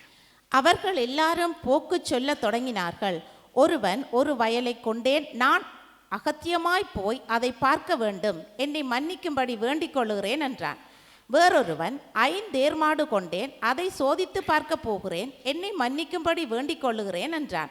வேறொருவன், பெண்ணை விவாகம் பண்ணினேன், அதனால் நான் வரக்கூடாது என்றான். சரி, இதெல்லாம் என்னத்தை காட்டு தெரியுமா? சொந்த வேலை. தேவனுடைய வேலையை விட சொந்த வேலை என்று சில பேர் இருக்கிறபடினால் ஒழுங்காக ஆண்டவருக்கு முன்பாக கணக்கொப்புவிக்க முடியாமல் இருக்கிறது. ஒழுங்காக தங்களுடைய ஊழியங்களை செய்ய முடியாமல் போகிறது. சரியா? சொந்த வேலையை பார்க்க வேண்டும், பார்க்க வேண்டாம் என்று ஒன்று இல்லை. ஒருவன் தன்னுடைய குடும்பத்தை விசாரிக்க தெரியாவிட்டால் அவன் சபையை விசாரிக்க முடியாது என்று வேதம் சொல்லுகிறது. ஆகவே குடும்பத்தை விசாரிக்க வேண்டும். ஆனால் கர்த்தர் உங்களுக்கு என்ன பொறுப்பை கொடுத்திருக்கிறாரோ, நான் சவாலாக சொல்லுகிறேன், கர்த்தர் உங்களுக்கு என்ன பொறுப்பை கொடுத்திருக்கிறாரோ அந்த பொறுப்பை ஒழுங்காக செய்து கொண்டு உங்கள் மற்ற வேலைகளையும் செய்வதற்கு கர்த்தர் உங்களுக்கு பலத்தை கொடுத்திருக்கிறார். ஆனால் இன்றைக்கு நாம் என்ன தெரியுமா செய்கிறோம்? நம்முடைய சொந்த வேலைகளை சாட்டாக வைத்துக்கொண்டு தேவனுடைய வேலையை செய்ய முடியாமல் இருக்கிறோம். சரியா? இன்றைக்கு நிறைய பேருக்கு ஊழிய பொறுப்பை ஒழுங்காக செய்ய முடியாத காரணம் என்ன தெரியுமா? பிள்ளைகள், வேலை, வீடு, அது இது. ஆனால் உண்மையாக ஒழுங்காக முகாமைத்துவப்படுத்தினால் அதையும் செய்து கொண்டு இதையும் செய்வதற்கு கர்த்தர் உதவி செய்வார். உங்களுக்கு தெரியுமா, தாவீது ராஜா எந்த அளவு வேலை இருந்த ஒரு மனுஷன், எந்த அளவு அந்த மனுஷனுக்கு நேரம் இருந்திருக்காது. சரியா? அப்படி இருக்கத்தக்க அவ்வளவு ஒரு முழு நாட்டை ஆட்சி செய்து கொண்டு, எதிரிகளோடு யுத்தம் செய்து கொண்டு, சொந்த பிரச்சனைகளையும் பார்த்து கொண்டு, எல்லாம் செய்து கொண்டிருக்கக்கூடிய அந்த ரொம்ப பிஸியான அந்த தாவீது ஆண்டவரை தேடுவதற்கு அவனுக்கு நேரம் இருந்தது. ஆசரிப்பு கூடாரத்துக்கு போய் கர்த்தரை ஆராதிப்பதற்கு நேரம் இருந்தது. கர்த்தரை ஆராதித்து பாடல் பாடுவதற்கு, எழுதுவதற்கு நேரம் இருந்தது. கர்த்தருடைய ஊழியத்தை செய்வதற்கு நேரம் இருந்தது.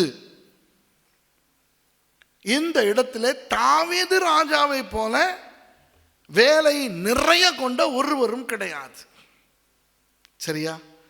ஆனால் சில பேர் நம்முடைய ஊழிய பொறுப்புகளை ஒழுங்காக செய்ய முடியாமல் இருப்பதற்கு காரணம் என்ன தெரியுமா? வேலை என்று ஏதோ 24 மணி நேரமும் வேலை என்பது போல சொல்லிக் கொண்டிருக்கிறோம். பிள்ளைகள் என்று ஏதோ அந்த பிள்ளைகள் வேலை மாத்திரம்தான் இருக்கிறது போல பேசிக்கொண்டிருக்கிறோம். உண்மையாய் ஒழுங்காய் இந்த சாட்டு போக்கை சொல்லாமல், ஆம் எனக்கு வேலை இருக்கிறது தான், எனக்கு பிள்ளைகள் இருக்கிறார்கள் தான், எனக்கு நிறைய பொறுப்புகள் இருக்கிறது தான், ஆனால் எல்லாவற்றையும் எடுத்து தேவன் எனக்கு கொடுத்த சபை ஊழியத்தையும் பொறுப்பையும் நான் திட்டம் போட்டு செய்வேன் என்று தீர்மானித்து ஒழுங்காய் செய்தால் இந்த இடத்தில் இருக்கின்ற நாம் அனைவருக்கும் கொடுக்கப்படும் ஊழியத்தை ஒழுங்காய் செய்ய கர்த்தர் கிருபை செய்வார். புரியுதா? அதனால் என்ன செய்கிறோம்? ஊழியங்களை விடுகிறோம், பொறுப்புகளிலிருந்து கையை எடுக்கிறோம். பாஸ்டரிடமும் தலைவர்களிடம் வந்து சொல்லுகிறோம், ஐயோ இப்போ எனக்கு இந்த பொறுப்பை கொடுக்காதீர்கள், எனக்கு வேறு வேலை இருக்கிறது. இப்படி ஊழியத்தின் காரியங்களை விட்டு கொடுக்க ஆரம்பிக்கிறோம், பொறுப்புகளை விட்டு கொடுக்க ஆரம்பிக்கிறோம். பிள்ளைகள் வளர்ந்து விட்டார்கள், முன்பு போல எனக்கு முடியாது என்று சொல்ல ஆரம்பிக்கிறோம். இப்படி பல சாட்டு போக்குகளை சொல்லி கொண்டிருக்கிறோம். இந்த 8 சாட்டு போக்குகளும் நான் உங்களுக்கு சொல்லிவிட்டேன். ஆண்டவர் என்ன எதிர்பார்க்கிறார்? நாம் கணக்கு ஒப்புவிக்கிறவர்களாக இருக்க வேண்டும். கர்த்தர் கொடுத்த ஊழியத்தை செய்யக்கூடியவர்களாக இருக்க வேண்டும். கடைசியாக ஞாபகப்படுத்துகிறேன் அன்பானவர்களே, பவுல் அடியார் ஒரு அருமையான ஆலோசனையை தான் கொடுக்கிறார்.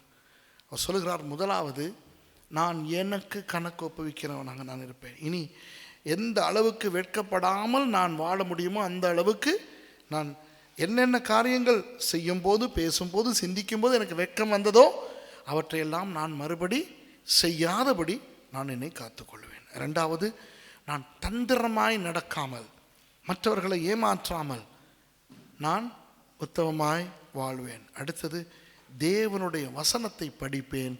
தேவனுடைய வசனத்தை புரட்டாமல் எனக்கு கொடுக்கப்படும் ஊழியத்தை நான் ஒழுங்காய் செய்து முடிப்பேன். ஜெபிக்க போகிறோம். அதுக்கு முன்பதாக நான் ஒன்று சொல்லுகிறேன். ரொம்ப களைப்பாக இருக்கலாம், உங்களுக்கு தூக்கமாக இருக்கலாம்.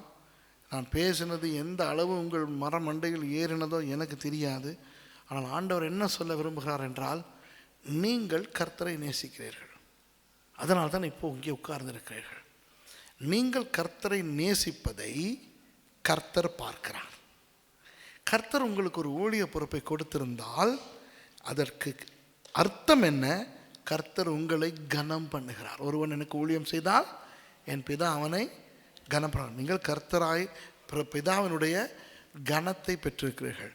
ஆகவே கனம் பெற்ற அந்த ஊழியக்காரர்களாக ஊழியக்காரிகளாக இருக்கின்ற நீங்கள் சாட்டுப்போக்குகள் சொல்லாமல் உங்களுக்கும் மற்றவர்களுக்கும் ஆண்டவருக்கு முன்பாக கணக்கு ஒப்புவிக்கக்கூடிய அந்த நிலைமையிலே ஊழியங்களை செய்யுங்கள் என்பதுதான் கர்த்தர் உங்களிடத்திலே எதிர்பார்க்கிற பொறுப்பு. எழும்பியிருந்து ஜெபம் பண்ணி முடிப்போமா? சர்வ வல்லமையுள்ள ஆண்டவரே, இதோ இந்த அதிகாலை வேளையிலே இந்த வார்த்தையை கேட்ட ஒவ்வொருவரையும் உங்களுடைய பாத்திரை வைத்து நான் ஜெபிக்கிறேன். ஆண்டவரே, இவர்களை ஆசீர்வதிங்கள் ராஜா. இவர்கள் ஒவ்வொருவரையும் நீங்கள் கனம் பண்ணுகிறீர்கள். இவர்கள் ஒவ்வொருவருக்கும் நீங்கள் ஊழிய பொறுப்புகளை கொடுத்திருக்கிறீர்கள். எனவே அந்த பொறுப்புகளை ஒழுங்காய் செய்ய இவர்களுக்கு உதவி செய்யும்படி நான் ஜெபிக்கிறேன். கர்த்தாவே, கேட்ட வார்த்தைகளை இவர்கள் மறந்து போகாதபடி உதவி செய்யுங்கள். தொடர்ந்தும் இந்த கூட்டம் முடியும் வரை உங்களுடைய சமூகத்தை இவர்களுக்கு கொடுத்து இவர்களை காத்து கொள்ளும்படியாய் நான் ஜெபிக்கிறேன். நன்றி ஆண்டவரே, இயேசுவின் நாமத்தில் பிதாவே, ஆமென்.